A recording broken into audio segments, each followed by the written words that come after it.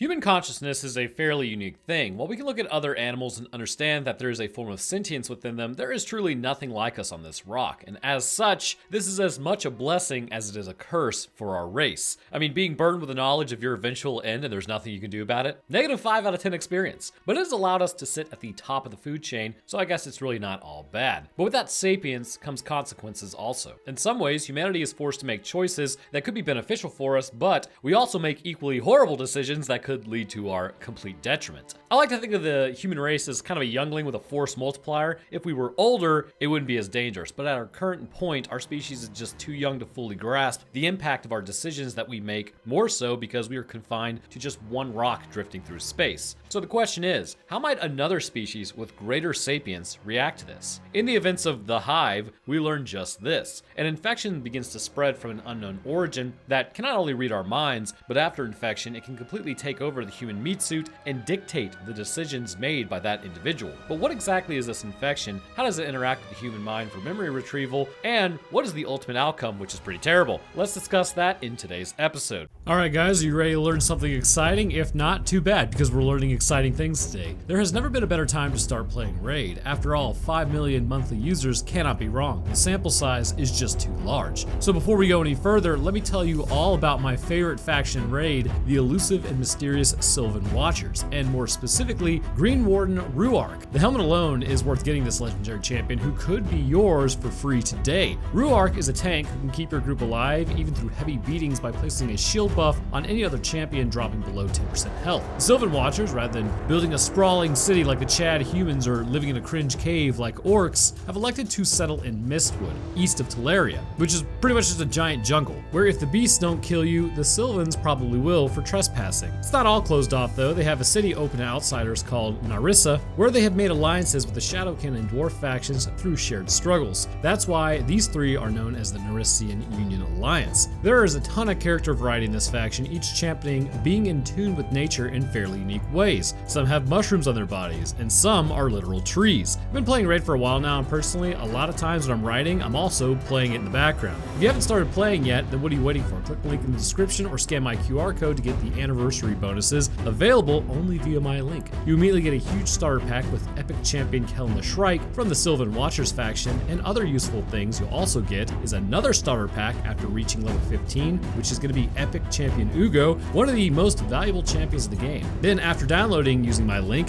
use special promo code TreeHugger to get a legendary champion Green Warden Roanoke from the Sylvan Watchers as mentioned, and only for new players 72 hours after downloading via this link or QR code up on screen. Both new and existing players can also redeem 2 more promo codes with useful resources. Check other promo codes for all users in the description. Come find me on the name Roanoke and join my clan Croatoan.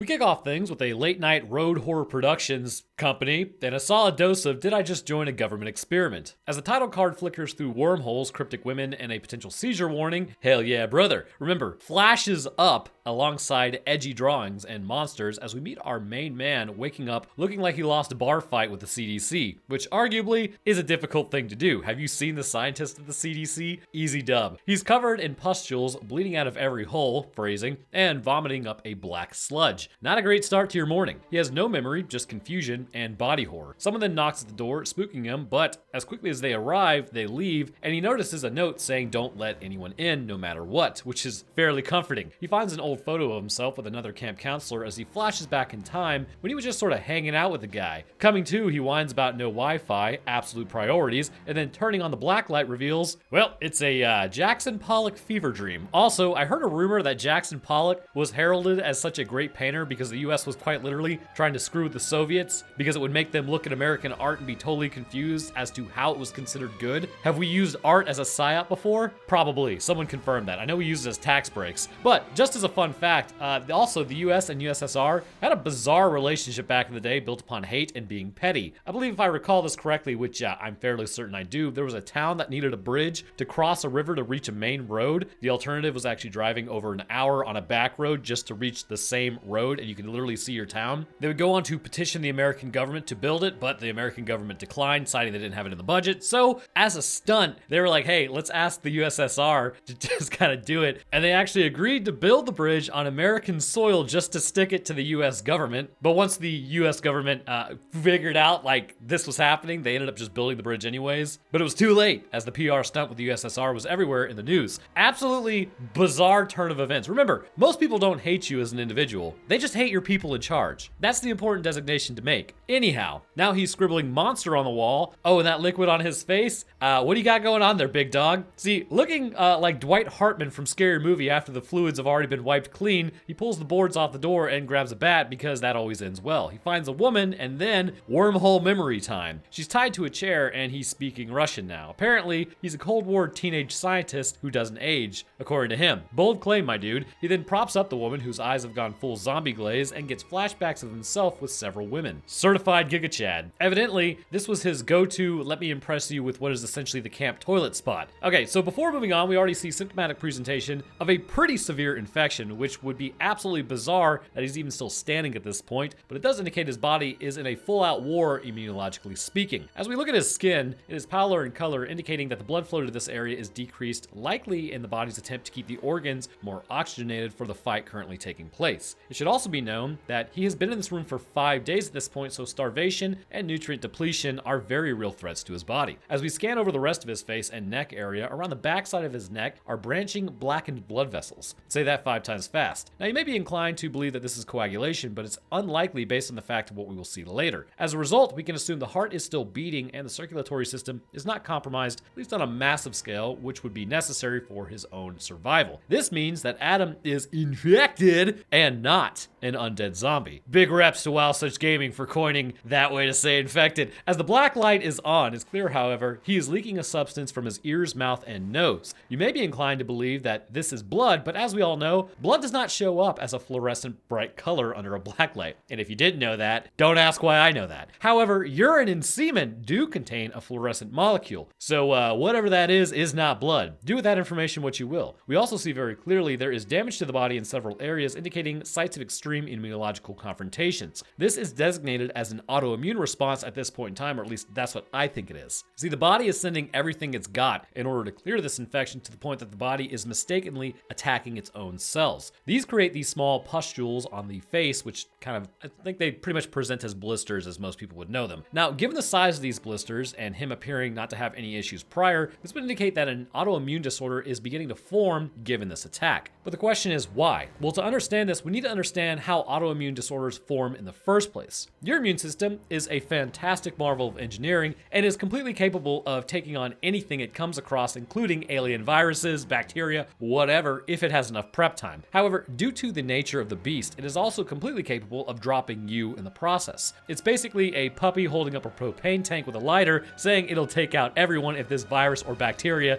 gets a little too rambunctious. In order for it to prevent that from happening, the body will actually undergo a process known as thymic selection. You can think of thymic selection as like a boot camp for your T cells. T cell precursors originate within the bone marrow initially, where they will continue to mature at least somewhat. Before becoming full-blown T cells, however, they will migrate up to the thymus, where they will continue the maturation process, where positive and negative selection will begin. But what is positive selection? In the thymus cortex, immature T cells undergo this process where they are exposed to MHC molecules, which are major histocompatibility complexes. T cells that can interact with the MHC molecules are positively selected and allowed to mature. In the negative process, this is integral as well. In the thymus medulla, T cells encounter self-antigens presented by specialized medullary thymic epithelial cells, or MTECs. This express a wide range of self-antigens, including tissue-specific ones. T cells with a high affinity for these self-antigens are eliminated through apoptosis, or as we all know, cell death. And the reason is that these specific self-antigens are going to be on other cells. And if you have a T cell that can actually connect to those, it's going to tell that cell to die. And that's what becomes an autoimmune disorder. Now, the problem is during times of extreme or chronic infections, this process can become less thorough, allowing autoimmune cells through and into the body because it's a sort of fight now, deal with the consequences later sort of situation. Plus, the thymus is also not infallible, and the infection that is large enough can compromise its functioning to boot. But judging by what we see going on with Adam here, I would definitely propose that he has an autoimmune issue, or at least those T cells are slipping through, which also indicates his body is still fighting the ongoing infection, even if it's not winning, which once again shows he's alive and not undead. Now we're back to a man named Dr. Baker. He tells some girl about a few cuts that need to be made to prevent her from kind of continuing to have seizures as he goes and gets approval from her parents. In reality, he's performing literal brain surgery on this girl, but things escalate quickly as then she flatlines because cutting into someone's brain might do that, even under the best circumstances and with the most controlled environment. Brain surgery is very difficult. However, as she's flatlining out after the incision, she begins reciting a formula that she should have no earthly idea knowing at her age. Adam then writes down his name, though now he's got his memories that kind of feel borrowed. Looking at it, a mask then wormholes him back to a convo with the camp counselor. Wait, does his shirt say commit the sewer slide? Classic camp counselor shirt, am I right? So Brometheus here is busy ogling the other counselor's girlfriend, which, again, that's your friend.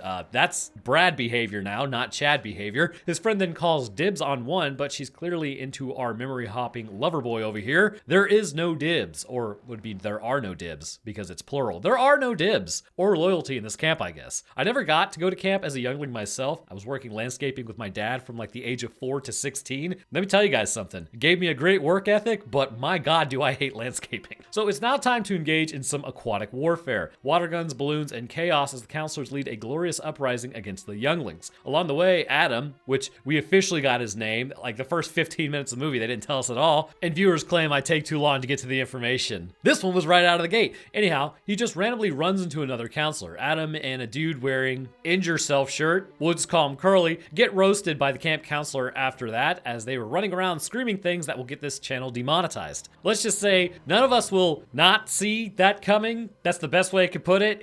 I don't know why they were yelling those things, but they just do. Anyhow, tortured artist vibes commence as Adam continues doodling angst on a paper. He chats with a kid named Raj as then he flicks boogers at other campers. A literal nightmare. That's gross. The next day, he then checks on a woman whose skull he possibly cracked. She's resting, aka unconscious with a concussion. Solid medical strategy. Let's not check on her at all. All good. Should be good to go, right? So Adam then gives her a drawing of her brains falling out like a true romantic, as then she calls him a moron, which arguably pretty fair. Walking away, he cusses everyone out for not accepting his apology. Yeah, bro. That's gonna convince her that you're such a cool dude, as then he rolls his ankle on the way out. Excellent dismount, my boy. Anyways, being set up on the bed, bro is still down with a sprained ankle for a while, and he's gonna be there for a while. Like, they do this whole montage. Like, how long have you been there? This must be some sort of summer camp limbo because I feel like I'm stuck there. Like, don't get me wrong. I used to roll my ankle almost every month back when I was a teen because, like, I would run, I don't know, 14 miles, and it was just bound to happen at some point because I never paid attention to, like, the position of my foot. You just sort of walk it off. It sucks, but laid up in a bed for this long is crazy work. So Katie, his new target, then grabs one of his sketches that he's drawing of her, and the flirting escalates. Again, this is a sprained ankle, not a femur fracture. What is happening? Why are you still here? So a full-on montage once again ensues, which we're not even sure how long that lasts, and after another full day of weird flirty energy, Adam then wakes up and Katie's gone. She grabs his arm from underneath the bed, scaring the holy hell out of him. Where is the nurse? As then he responds with a childhood sob story about getting lost in the woods, and that led him to not being cool with being alone in a room. Yeah, man, big swing and a miss on that one. That's definitely gonna land this bird. Also, how does that relate to you screaming, it doesn't matter. So it turns out his ankle was totally fine the whole time. He just wanted to flirt with her. Man, who would have guessed? He suggests to Katie that they should sneak out during the staff meeting. So naturally, they head to the lake, basically his boudoir, aka the stabbin' cabin. Also, I don't know why I keep writing this word. It is impossible to say for me for some reason. Colloquially. You guys know what I'm saying. Anyways, it's known as the camp hookup zone. She calls it the toilet of the forest. In reality, she isn't wrong, as apparently there is a sewage runoff there, and he says he feels connected to her, and he wants to be in a relationship. Basically, all the classic moves that totally work sometimes, as she hits him with, I'm just here to kind of make out and then go back to my cabin. Everyone knows this is where he brings all the other women, and they've all informed each other because they all gossip with each other. So his plan to be in love crashes harder than the plane that's about to fall from the sky here in a moment. Oh yeah, speaking of that, an actual plane goes down near the camp. Going to the radio cabin, they then try getting a hold of the cops to report the crashed out plane, but the signal's worse than rural 5G. Forest Rangers then finally get the call and dispatch someone, while the group then decides that maybe they should investigate despite being told to stay away from it. You know, because they're 19 and nothing bad can ever happen to you at that age. You are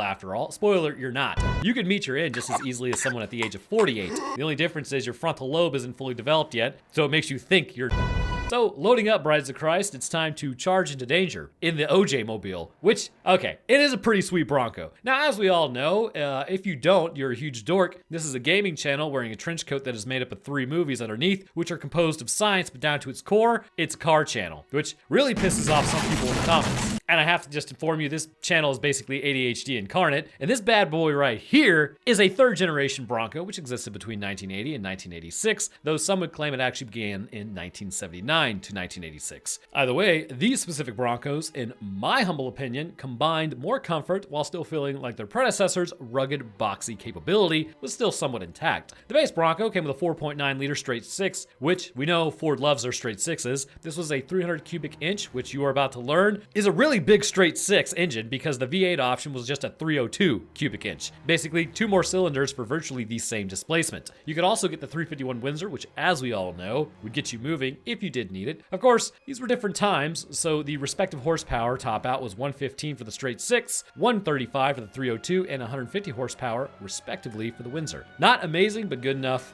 for this thing to get you where you needed to go. That said, fuel efficiency was hilarious. You would apparently get around 12 to 15 mpg, depending on city versus highway driving, but some would claim you couldn't even expect that, getting closer to 7 miles per gallon. So I'm going to introduce a bit of heresy into this discussion. LS3 swap that bad boy and get like 20 miles per gallon. I know. Well, why not the 5.0 Coyote? Why would you ever switch a 5.0 Coyote into anything? I know there's Ford purists out there who are going to be pissed, but just remember, I too like Ford. I just don't like the Coyote. And when it comes to the LS3, show me where the reliable power and fuel efficiency hurt you. Moving on. At the crash site, Curly's girlfriend stays in the Bronco, which is a fairly smart move, while the others then go to check on the wreckage. Surprisingly intact, it features a giant eagle on the side. So clearly, I mean, it looks like government or some sort of startup company. Katie then wants to leave, which is also a good instinct, as then they find a hand handcuffed to a suitcase. Well, that can't be a good sign of things to come. Something then starts reattaching its own head nearby, which, okay, I'm not gonna lie to you. When I talk about the infection later, this part makes no sense at all. Now, I don't think, maybe it wasn't reattaching its head quite, but it looks like it was heavily damaged in the crash, and I don't think the virus willing him to get up is going to fix this problem. Anyhow, as he does whatever it is to overcome severe structural damage after a plane crash to his body, the man then stumbles towards the Bronco while the girlfriend in the car does absolutely nothing. Way to go, Jess. Survival instincts are intact. They then open up the case, revealing a bunch of shattered vials. So naturally, Adam grabs one of the shattered vials. Brilliant, brother. Touch the mystery goo that cannot possibly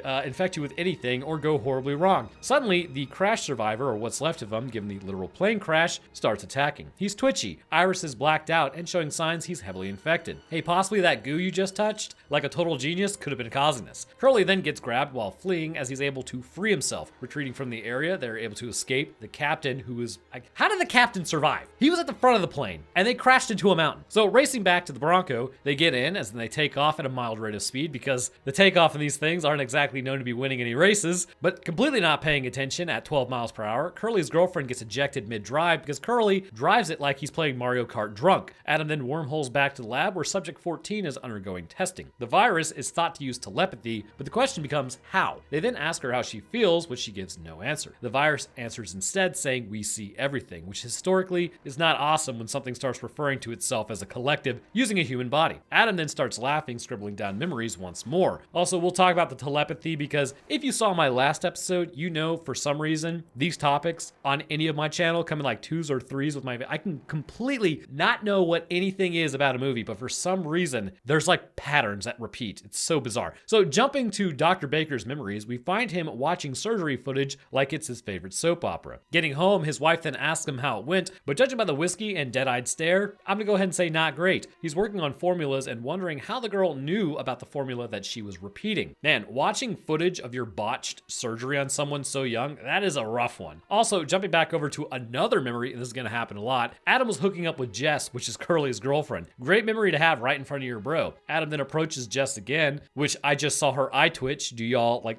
actually, quick question, do y'all ever do that? When someone is supposed to be like flatline, then you look for like a heartbeat in their neck or their eyes moving. It's sort of like holding your breath in a movie where a character has to see if like they can make it and you try to do it too to see if you'd survive, which, spoiler, I always die. So approaching her with insane intent, he puts lipstick on her and we're just gonna move on. This is a totally normal thing to do, brother. So back in the Bronco, Adam then wakes up, Curly's already up and brooding, and Jess, well, she's ejected and flung into a rock. Good lord, how hard did they hit hit. Curly then whispers the bad news, the plane guy then puked black sludge in Jess's face, and now she's beginning to twitch. An argument ensues over going and getting her back into the Bronco, as Curly elects for them not to. No heroes here. Ignoring that, Katie and Adam then head outside as they grab her and then load her back into the Bronco. Given the crash, however, there is no shot that this thing is firing back up, as Curly realizes, yeah, it's not starting. Time to hoof it out of there. They haul her to the nurse's lounge, but black bile is everywhere already, so I'm going to have to assume at this point that the nurse is already infected. But given the pilot was just there, this would indicate that the infection is much more widespread and they're just in a small pocket of uninfected. As Jess then flatlines, she suddenly powers back up, fully infected at this point, and she says she can see and feel everything. Nope. Curly then gets too close because she's like, oh, come here, Curly, and then projectile vomits right into his mouth. See, when anybody infected is saying things like come closer and they're not saying it loudly enough for you to like really know what they're saying, that's your cue to not do any of that and just back up.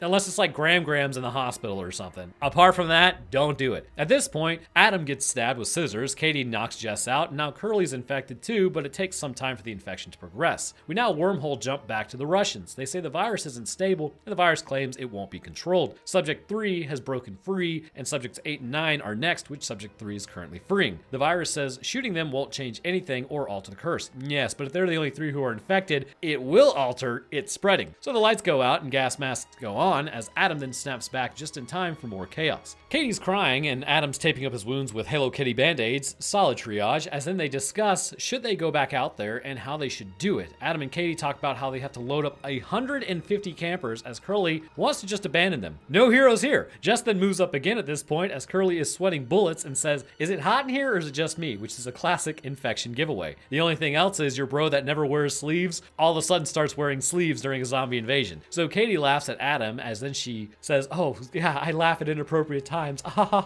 Anyways, Jess stands up again and casually says, they're all very predictable. Again, not a good sign of things to come. She's also in Curly's head, or at least she claims to be, which that's great. She's literally telling you she's infected Curly. So now we have a progression of this disease, which I'm happy to report because we're like, I don't know, 20 minutes into this video, but we also begin to see the body's response to it. Within likely about an hour or two of being exposed to this virus, it's clear a fever will begin in response to the pathogen's presence. But given this time frame, it seems to be externally versus internally motivated. Pyrogens are responsible for inducing fever. Well, the hypothalamus actually, but pyrogens are used to inform the hypothalamus, which actually sets the body's temperature to a higher set point, which is fever itself, are going to be used. Pyrogens can be either exogenous or endogenous. Exogenous pyrogens are known to be given off from pathogens actually like gram-negative bacteria, which is great for your body because it doesn't even require the recognition of a gram-negative bacteria to be there. Just that bacteria existing within your body causes your body to go ahead and induce a fever. It's almost like a learned response to get kind of a handle on things before they get out of control. And I say that because it likely is. So gram-negative bacteria doesn't want to be destroyed and wouldn't want to really alert your body to its presence just for funsies. So anyhow, endogenous pyrogens actually come from your macrophages in response to coming across a pathogen. When the fever is induced, this produces an environment that is not suitable to many life forms, but it comes at a cost because this environment isn't suited for you either. Essentially, it's a gamble that this area is going to become like so horrific for the invader that your immune system can get a hold of the infection and destroy it. It is a resource war at this point. So you might be wondering, well, why doesn't bacteria or viruses, why don't they just adapt to fevers? Well, the problem is that when they invade your body at that specific temperature is what the bacteria and virus want to live in. When your body raises that temperature, that is no longer the range that it wants to live in. If it did adapt to a higher temperature that it wants to live in and would basically predict a fever, then the low range where it originally would come into contact with your body means that that would not be a conducive body temperature for it to live in. It cannot do both. Thank God for that. Also, with that said,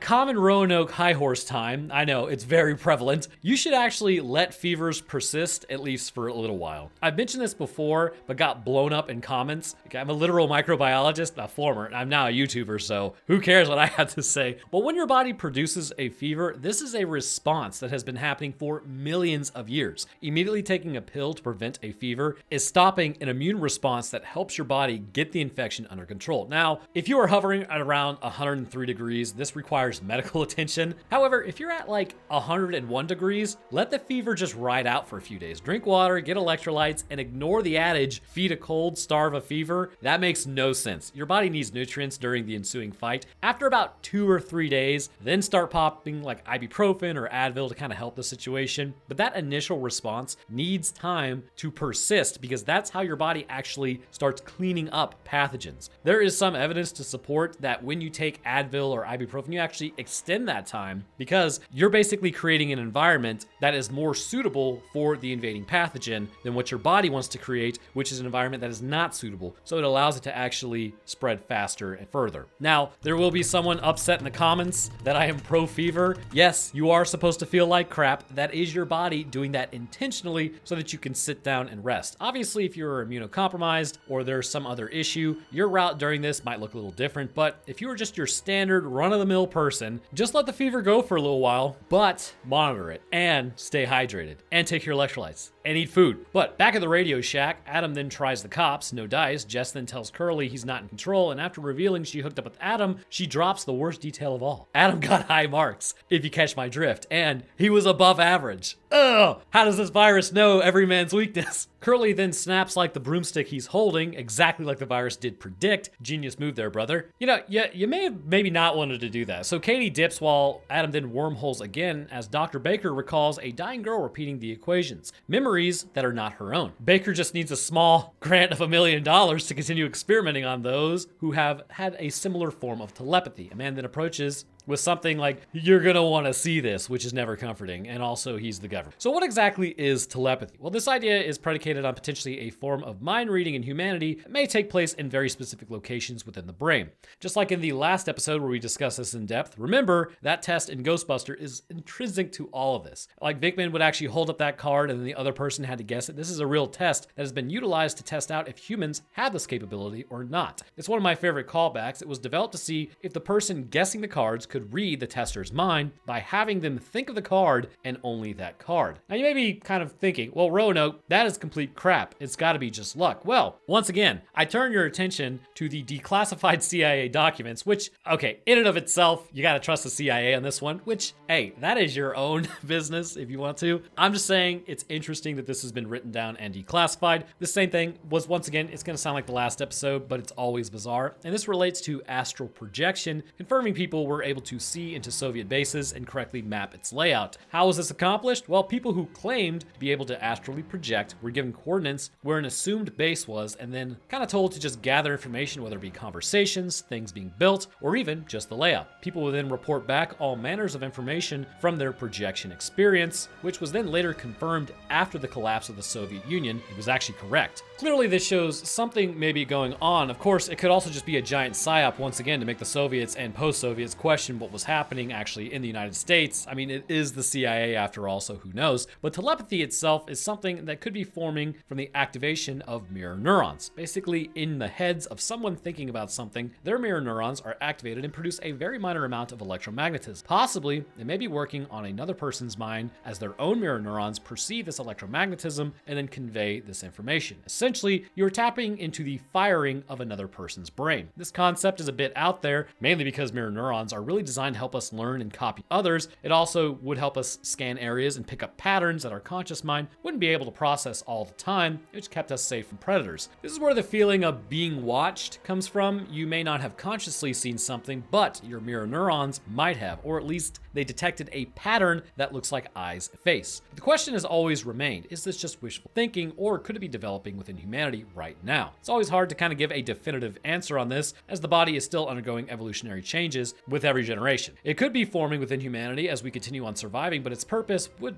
not be fully known at this point or even really understood, which why would nature develop something that is not necessary for its environment? And again, this would point to an idea that something within humanity is different than any other species on this rock. And if you kind of think, well, nature wouldn't design something that's not necessary for its environment. Well, let me put it this way. Why are we so smart? Why are our brains capable of abstract thinking to this level? It's not necessary for our survival. None of this is. Don't get me wrong, we have absolutely crushed it as a species. Humanity is like #1, undefeated in the parking lot, at least nowadays. But everything that makes our brains function the way that they are, it's overcomplicated, it's too much. Think about how much oxygen and nutrition our brains need just to keep us alive. All of this kind of points to just, we're a little bit bizarre. We're definitely an outlier in terms of being just overbuilt for an environment. But anyways, that is a conversation we could talk about for hours on end because our race just doesn't make much sense. But regardless, the virus appears appears to sort of tap into this brain's ability. Not because the virus is capable of telepathy itself, but because it is able to control the brain in a way that we may not consciously be able to do. Let's say telepathy does exist for the sake of argument, that humanity passively experiences it. Sort of like our hearts passively beating or our breaths passively being drawn in, except right now because I mentioned it and we are all manually breathing. You can't keep getting away with it! Sorry about that. This would indicate the virus is taking a passive function and altering. Question is, how and why? Well, we will discuss that here in a moment. So Adam snaps back and books it around the camp trying to collect the younglings, but they're likely all hive mind at this point. At his cabin, he then finds Katie tuning into an emergency broadcast. Curly's throwing up black goop like it's a keg stand gone wrong, and the kids are waking up with dead eyes, which is not ideal. Inside, Adam finds Raj also infected. Curly's totally gone now, and Katie starts screaming. Adam then goes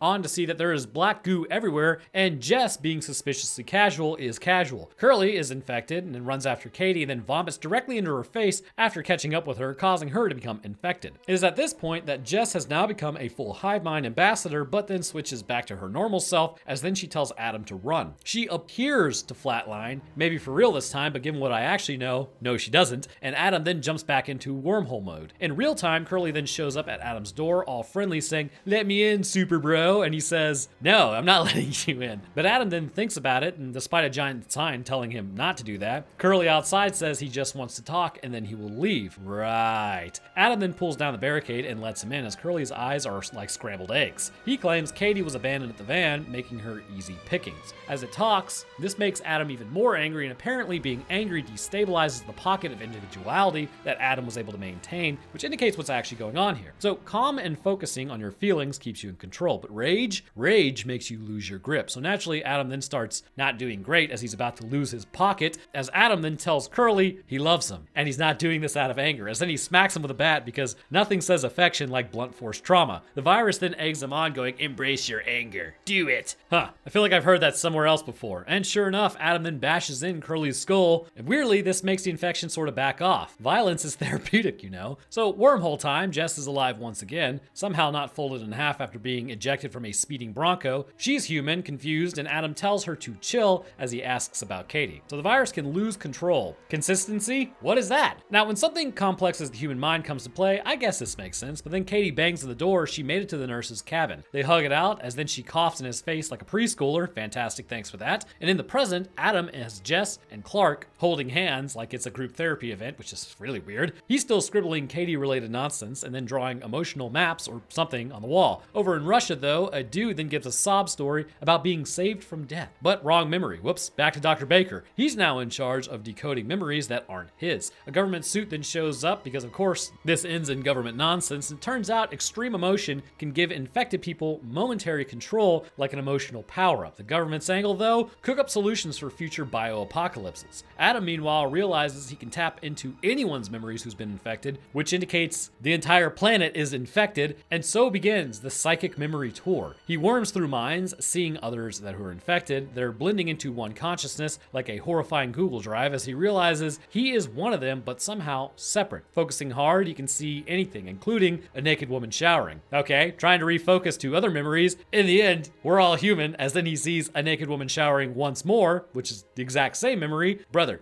focus on something else here, man. So flashback then now, as Jess describes breaking free from the virus, she saw faces, felt something real, and then woke up in a chair. Emotion apparently beats infection, or at least loosens its grip. Adam unties her and then asks for help. Meanwhile, Baker's in a full BSL-4 hazmat environment situation with BSL-1 protection, as then his secretary comes in, compromising what should be a negative pressure room, preventing anything from escaping. What is this containment lab? You guys know what you're working with, right? Like, I could critique this for days, and I might. They suck, not real scientists, take the L, infected humanity, you blow. Anyhow, Jess is just like chilling, like she just wandered off in the street, and back in the wormhole, Yuri, the OG virus researcher, shows up to stop the research. He warns the virus doesn't change, it just adapts, dominates, and then spreads like wildfire. And at this point, Katie's beginning to turn. Jess flips back to Team Infected after being freed, as the virus is smarter than us and more determined, at least according to itself. Baker admits he failed the replication process, as Adam then wraps Jess's head in plastic to prevent projectile vomit from entering his mouth. Flashing over to the worst containment lab ever to be constructed in the history of mankind. Okay, maybe second worst, given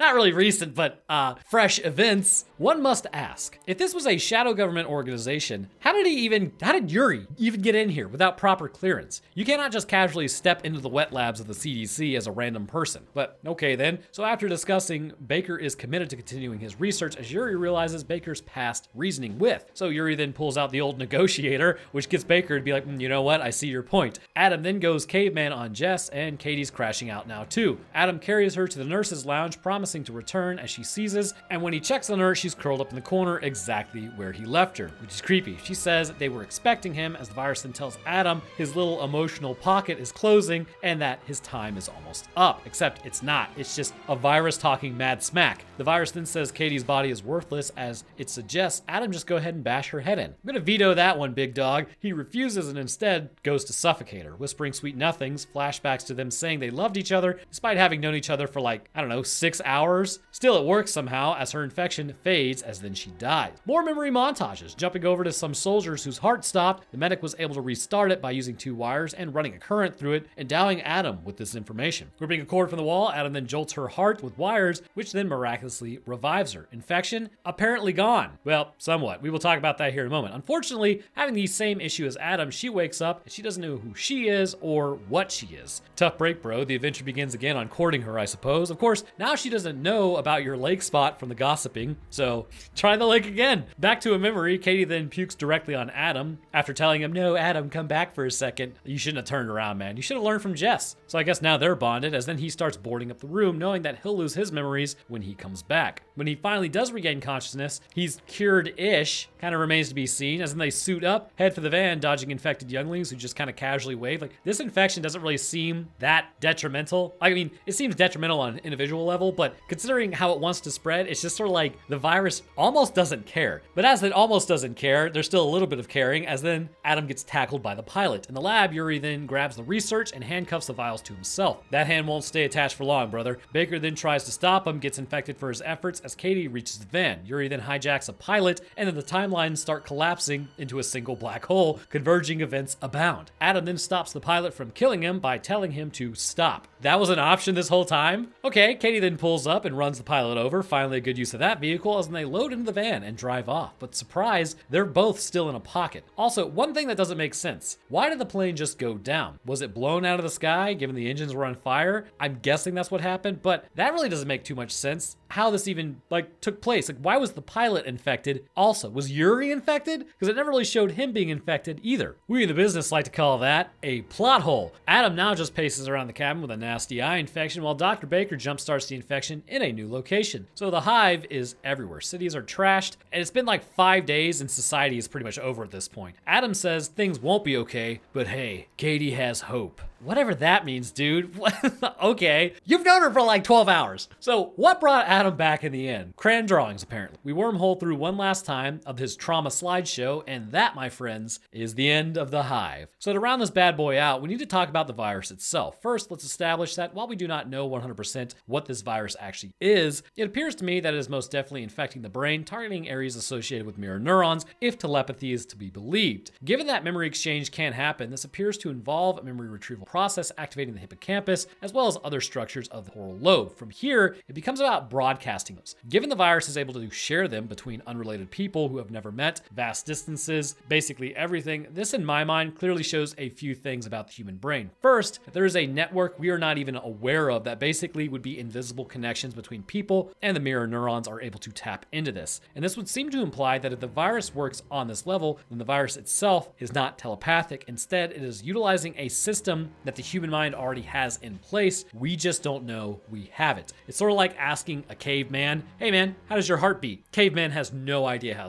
We know now it's like an autonomic function which takes place by itself, but they wouldn't know. It's sort of like asking humans right now, hey, how does your telepathy work? People are gonna look at you and be like, huh? Could be an autonomic function. I believe that's what this movie is suggesting. The virus then, after invading neurons for one reason or another, is given this sapience and is able to tap into these actual telepathic systems within the brain. By invading those neurons, it's able to control the body and thus control the alleged telepathy that humans already have. This infection appears to be a whole body infection, sticking to the highway of the body initially, which is the circulatory system. It is able to spread rapidly towards the brain, and it does appear to inhabit this system and may actually put strain on the heart, increasing blood pressure, as it appears to damage the more delicate capillaries of the eyes, causing them to bleed as seen when they allegedly clear the infection. The virus, however, does appear to be somewhat thinking, even if hijacking human machinery of the mind to supplement it. This virus has its own motives, much like any other life form do in its propagation of its own species. Seeing humanity as a means to do this, that would mean to keep its ability to spread alive, and in doing so, it seemingly infects the entire human race, but nobody drops. However, it also appears to have a morality setup claiming it's helping humans and doesn't want to hurt them. Look, I like bacon, and I wish pigs didn't have to be hurt to make bacon, but that really doesn't count for much. Neurologically, the damage we can see on the outside appears to also be taking place inside as well. Given the growths over the eyes, and they in fact do not appear to be looking in the same direction, this would seem to indicate that while the virus has a tenuous grasp over the brain, it is just that, tenuous. Because of this, muscle coordination goes out the window for the most part, and should be noted because if something were to change, the brain can actually regain control. But how is this possible? Because the virus controls the conscious portion of the mind, we can assume it is focusing most of its resources into firing specific neurons at specific times to disrupt conscious thought. Sort of like a petit mal seizure, and in that time frame when the person is absent, it has control. Emotions, however, as we all know, override logical thinking all the time, just standardly. And so we can make the leap to emotions overriding the control of the virus as well. In doing so, the patterns of the brain are changed, allowing for the brain to regain control of itself due to them actually being different and the virus not being able to sort of compensate for that. Now, why the virus doesn't know to just adapt is beyond me. It may take time, or potentially when it comes to emotions, it just doesn't have the ability to, since there's really no telling what emotion will be strong enough to pull a person out of it. But the process shows that once this is accomplished for a limited time, as long as they remain in that emotional state, they can overcome the infection. And finally, what's the deal with dying and coming back? Like, this part is bizarre to me. Clearly, when infected, the infection moves around the body and then takes over. Dying and coming back appears to break the grip of the virus as it recedes. Why it would do this? Fundamentally, it makes no sense. Once you come back, it should come back too. And to a degree, I think it does. It just takes some time. However, now that you are in a stronger emotional state, it can't fully regain control. So here's how I think this works. When infected, you will succumb regardless of emotional state. When fully symptomatic, seeing something that brings you to a different emotional state disrupts the patterns of firing of the brain, allowing you to come out of it momentarily. If you die and are revived at that point, that puts the virus on even more of a back footing, allowing for you not to run into the inevitable infection mode again. However, it will always be there in your body. So what's the cure? Well, given the body is actively fighting this infection, the problem is everyone is pretty much infected also at this point. Antiviral medications could help, but really, you need something that is going to target the virus specifically. And it could be possible now that the virus has lost control of the brain, but the immune system could in turn just continue fighting and continue to produce antibodies. But it's impossible to know for sure given the virus's clear sentience, or at least sapience, and some would even argue superior sapience to humanity, that it couldn't just take it back over later. Guess we will have to find out in the Hive 2, Hive Mind Boogaloo, and when that comes out. Of course, this came out over a decade ago, so I wouldn't hold your breath. But anyhow, I want to thank you guys for watching. What do you guys think of my consciousness arguments? Do you think this virus is conscious? Let me know down in the comments. I'll drop my Twitter, Discord, Patreon, Roanoke Tales, and Roanoke Games link where I do live streams in the description. But speaking of patrons, I'd like to thank mine real quick. First, huge thank you to our astronaut, Bananas Are Epic. Thank you, my man. Next, I'd like to thank our astrophysicist, Death Dancer, who's been here like forever. Thank you, dude. I'd also like to thank our scientists, Dakota 23, Invictus Echo, Metric System. Ocean Gate was a cover-up for an anglerfish attack, Official Texan, and Stutz. And the rest of my patrons, you guys are absolute ballers. Your help goes a long way towards helping out, so thank you. But all right, that's gonna do it for me. I hope everyone enjoyed, and I'll see y'all in the next one.